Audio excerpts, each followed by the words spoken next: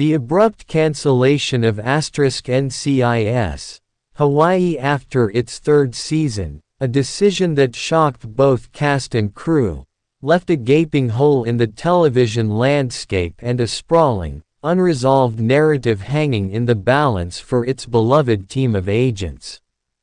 The series concluded with a classic, frustrating cliffhanger. Jane Tennant, Vanessa Lachey, having just celebrated a hard-won victory with her team, and the visiting Sam Hanna, LL Cool J, returned home expecting her daughter but instead found her former mentor and fugitive, Maggie Shaw, Julie White, waiting in the shadows with a cryptic warning that a drink would be needed for what was coming next. This chilling final scene, compounded by the cancellation news that arrived just days earlier, left fans to imagine the fates of their favorite characters without the comfort of a proper send-off.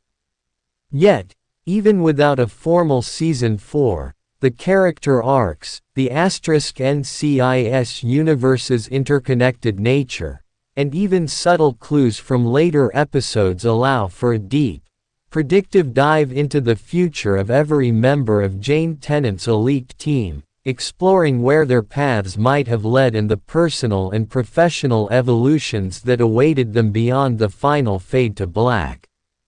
The fate of Jane Tennant herself is one of the few threads that carries a degree of official confirmation, offering a reassuring foundation for speculation on what happened to the team's leader. While the enigmatic threat posed by Maggie Shaw remains a permanent mystery, later episodes of the flagship *NCIS series provided tangible evidence that Jane not only survived the unnamed crisis but remained a vital and active force within the agency. In *NCIS Season 22, Jane Tennant was explicitly mentioned as a customer for a coffee fundraiser organized by McGee's children, proving she was still working at the *NCIS Hawaii office and actively engaged in her professional community. Furthermore, the character of Sam Hanna, a former *NCIS Los Angeles agent who had been operating with Jane's team in the finale, made a subsequent appearance on the main show where he joked about using one of Jane's own baking recipes to keep the peace with his own kids. This simple, offhand comment by Hanna provides a wealth of information, not just confirming Jane's survival but revealing that her family, including her children who were the subject of a tense cliffhanger moment, were safe and that her famously strong relationship with them had endured. This confirmation from the wider universe suggests that whatever cataclysmic event Maggie Shaw had arrived to foretell, Jane and her team were ultimately successful in navigating the crisis, allowing her to continue her groundbreaking tenure as the first female special agent in charge in the *NCIS franchise, leading her team with the same unshakable commitment and protective instinct that defined her from the very first episode. With Tennant's leadership securely intact, the future of her second-in-command, Kai Hallman, is deeply rooted in the personal journey that defined his character from the show's beginning. Kai's arc was always one of returning home, not just geographically but emotionally, grappling with his past and reconciling with his family after the death of his mother. His decision to move back to Hawaii in Season 1 was a direct result of his desire to care for his aging father, a relationship that became central to his identity. This powerful familial bond makes it highly unlikely that Kai would ever choose to leave the island, even for a promising career opportunity elsewhere. His post-show future, therefore, is almost certainly tied to his continued service in Hawaii, staying close to his father and honoring the legacy of his ancestors.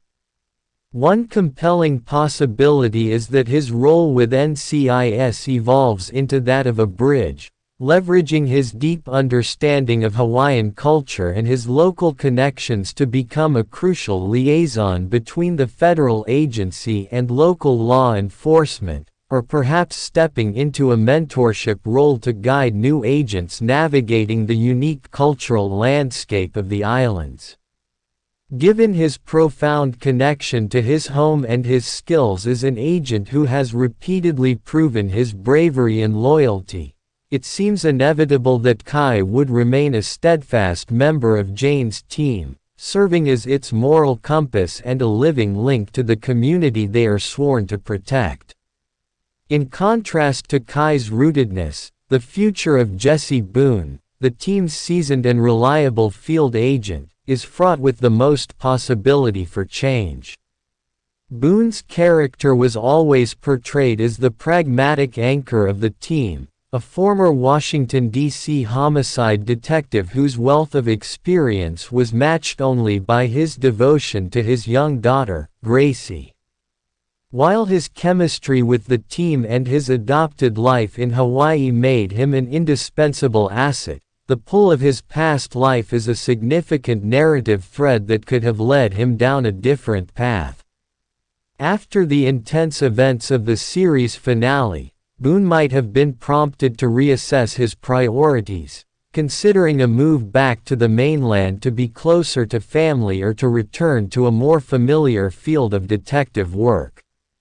However, his strong sense of duty and the powerful ohana he found with Tennant and the others might have been enough to keep him in Hawaii, perhaps transitioning to a less field-intensive role that allowed for a better work-life balance.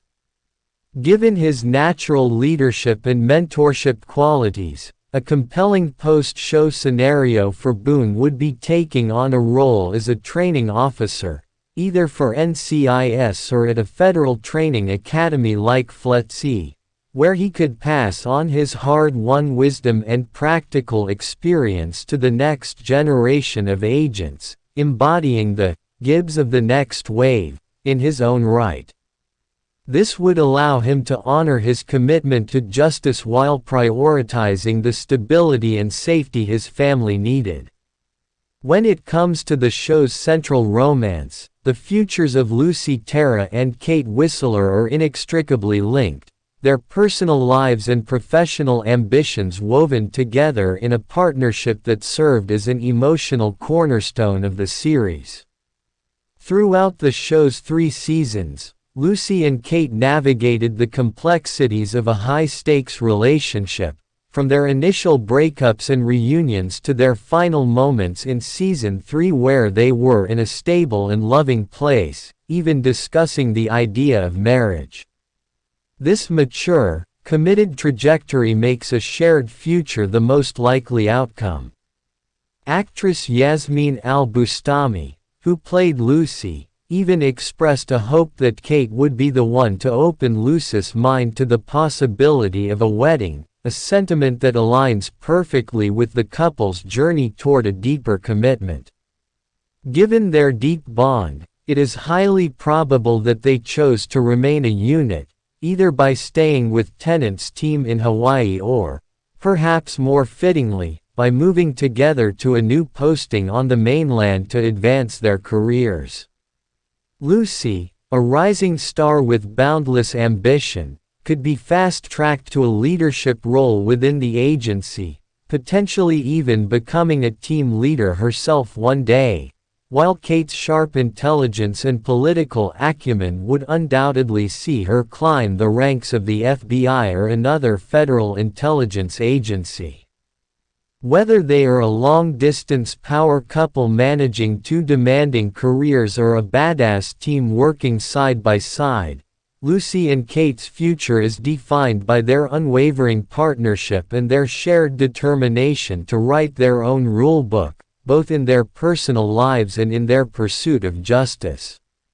Finally, the future of Ernie Malik, the team's brilliant and charming cyber intelligence specialist, is one of the most intriguing, as his unique skill set makes him a coveted asset in an increasingly digital world.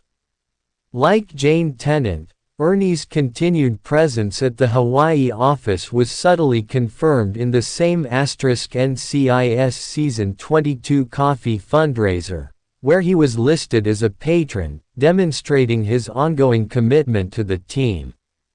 This confirmation solidifies his role as an integral part of the NCIS Hawaii ecosystem, the tech wizard who provides the digital backbone for their operations. However, his post-show future could have taken a fascinating turn, with his talents attracting interest from higher echelons of power.